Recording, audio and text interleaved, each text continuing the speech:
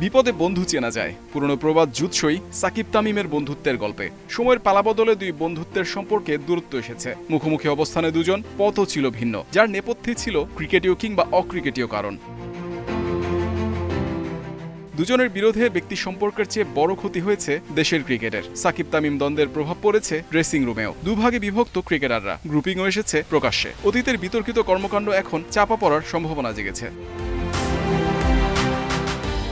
সাকিব তামিমের মধ্যে দূরত্ব কমার আভাস মিলেছে। সাকিবের জন্মদিনে হৃদরোগে আক্রান্ত হয়ে হাসপাতালে ভর্তি ছিলেন তামিম। কঠিন সময়ে বন্ধু সাকিব সব অভিমান ভুলে তামিমের পাশে দাঁড়িয়েছেন, খোঁজ নিয়েছেন সব সময়। বন্ধুর জন্য দোয়া করতে বলেছেন ভক্তদের। সেটাই তার জন্মদিনের সেরা উপহার হিসেবে চেয়েছেন সবার কাছে।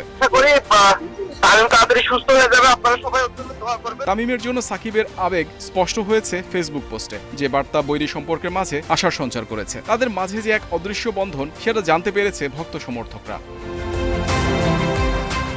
বাংলাদেশ ক্রিকেটে সাকিব তামিম অধ্যায় এখন অতীত। দুজনের তিক্ত সম্পর্কটা মধুর হলে হয়তো ইতিবাচক হবে দেশের জন্যই। দুজনের ক্রিকেটীয় মেধা এক হয়ে কাজ করলে উপকৃত হবে টাইগার ক্রিকেট।